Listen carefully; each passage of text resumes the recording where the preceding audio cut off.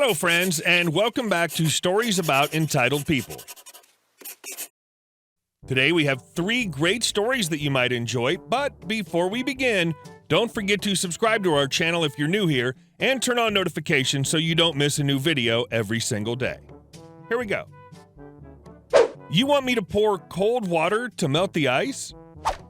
Background. When I was 16 and working as a bagger in a grocery store, we got a new manager. We'll call her Elisa. Elisa had a very I'm right, you're wrong attitude. She didn't care if she was in the wrong, but you better do what she told you until she changed her mind. If you spoke out against her, you'd end up on her crap list, and she would do her best to get you fired. Story. Generally, the bagger is the lowest position in a store. We collect carts from the lot, put away items, stock, clean, bag, and somehow we're always at fault. Cue Elisa. I had an early shift, clocked in, started morning duties, and I heard on the loudspeaker, "Oh, please come to aisle 6, frozen aisle, seafood." Edit. This is an oval-shaped open-air freezer at the end of the aisle, 6 compartments about 20 feet long in total, 1 compartment on each end, 2 in between on each side, about 2 feet deep under the aluminum panels with fans facing out from the center. Drainage in the bottom, freezing air blows out vents onto the merchandise above. Drainage compartments eventually clog with ice over time. I came in and Elisa gives me a smile and asked me to grab a bucket and scrub brush. I was going to pull up the bottom aluminum floor panels at the bottom of the freezer and melt the ice that accumulates around the fans. It should take no longer than 30 minutes, she said. Make sure you use cold water since we don't want the temperature sensors to go off. Anything over 42 degrees Fahrenheit will set them off and corporate would call. I say, let me make sure I have this right. You would like me to fill the bucket with cold water and pour it on the ice in the freezer while the freezer is at 19 degrees Fahrenheit? Stares at me like I'm stupid. I inform her it isn't going to work. The water will freeze and just create a mound of ice. I suggest using hot or practically boiling water while watching the temperature. Elisa gives me a firm no and the threat of writing me up if I disobey. The start of MC begins. I've already figured out that no matter what I do, I'm likely to be in trouble. To get the water, I had to fill it in the meat department sink.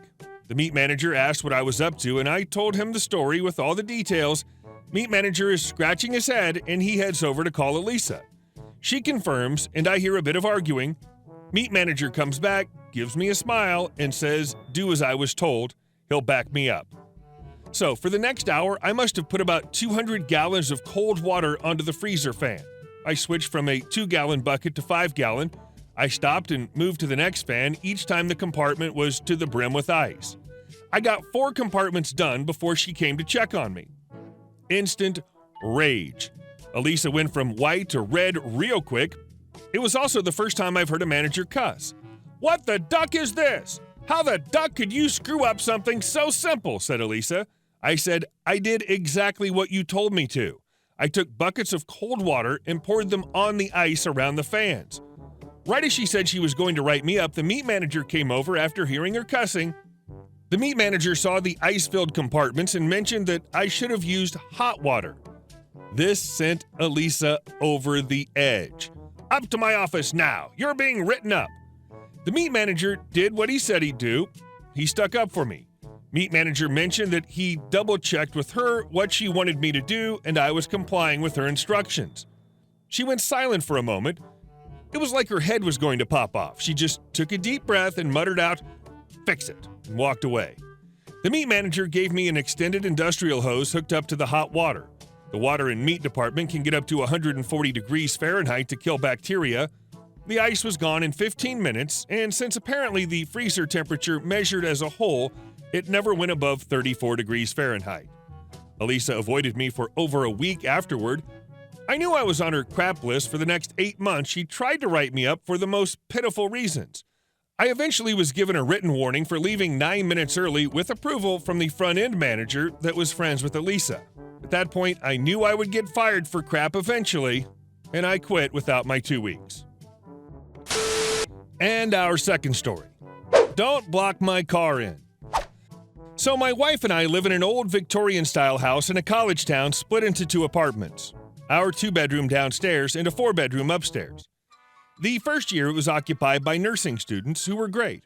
They all finished their rotations and moved out, and we got a set of MBA students who were D-bags.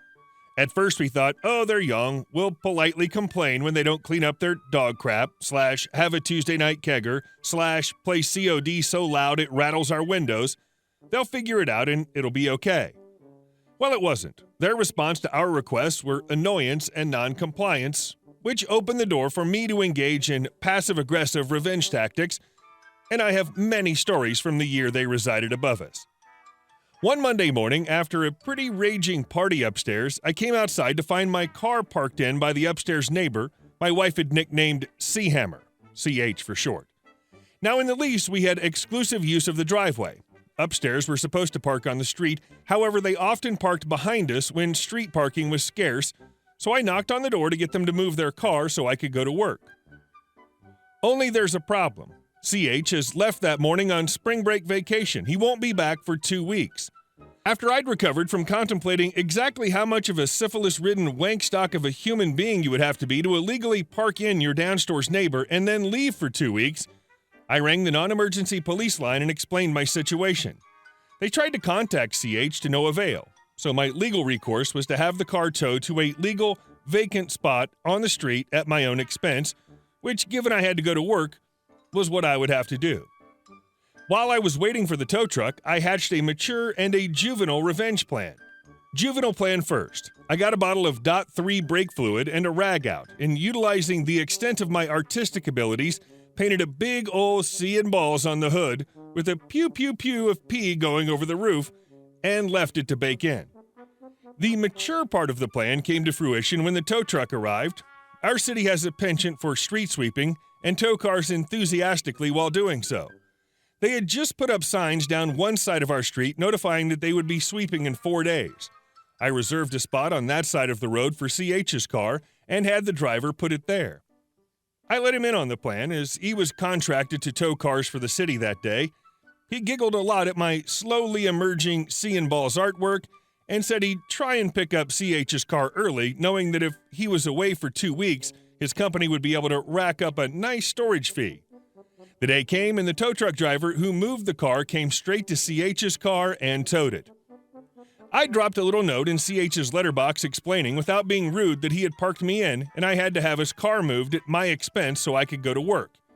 Cue him coming back and furiously pounding on my door. "Where's my effing car?" he demanded.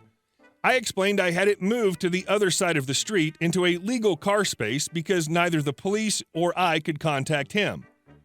The city had swept the street last Thursday. They'd towed it. He'd need to call the city. He stormed off, furious, only to return a few hours later. Apparently the combination of the city's fine, the tow fee, and 10-day storage totaled over $1,000, and his car had been hilariously vandalized at the tow yard. He demanded I pay. I politely declined, suggesting that he might try small claims court if he could demonstrate I'd done anything I was liable for. He never took me up on the offer. The artwork had come out great. The car had been left in the rain, so the giant D on the hood of his beat-up Civic had rusted in. And our last story. Do what you want or quit. Okay. This takes place back in 2014. I was the kitchen manager of a franchise of a novelty pizza chain that was brought to the West Coast from the Midwest. It was a fast, casual type of place, and I was responsible for literally everything involving the back of the house, BOH, inventory, ordering, scheduling, training, cross-training, cooking, etc. The general manager, let's call him Dan, theoretically knew how to do the ordering and inventory and the vagaries of the menu items, but he was transferred from an entirely different restaurant. The franchisees owned a lot of different restaurants and wasn't really familiar with much of anything. I say this not to overstate my own importance, but rather to highlight how one person was essentially the only one in the restaurant that could run the kitchen effectively. I was always begging the regional manager to let me train someone else on most of my duties, never approved. Sorry for the long context. I worked the same hours every week with the same days off, and since I wasn't making much, I decided to get a second job as a line cook at a small restaurant by the beach. I loved this job because it was so mind-numbing after stressful days at the pizza job.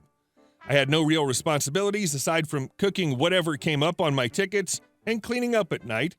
The way my schedule ended up, I was working about 70 hours a week between my two jobs and working every day. So Dan and I butted heads a lot at the pizza place because he had these ideas about how to improve efficiency, and I had a huge list of things to do and knew how to do them in the time I had available. I would pay lip service to him, but then go ahead about my day getting things done. Well, one day we're short-staffed. I'm finishing up my inventory, getting ready to hand the list over to Dan to place because that was one of the things he thankfully knew how to do well.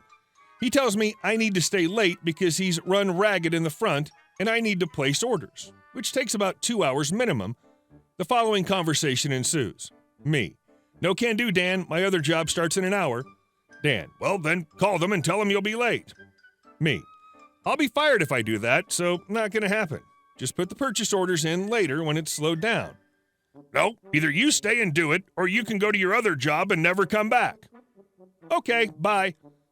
I proceeded to rip up the inventory I spent 3 hours taking, clocked out, and went to my other job. I got frantic calls throughout the night and for the next few days from Dan and the regional manager asking me to come back, but I was overworking a corporate job. Then asked for, and received, additional hours at my second job, and later that year decided to go to college instead of finding a new second job. I graduated with a bachelor's 2 years ago. That pizza place and the other ones the franchisees opened eventually closed because of a number of issues, poor management being just one of them. Hey guys, thank you all for watching the video. I'll see you in the next one.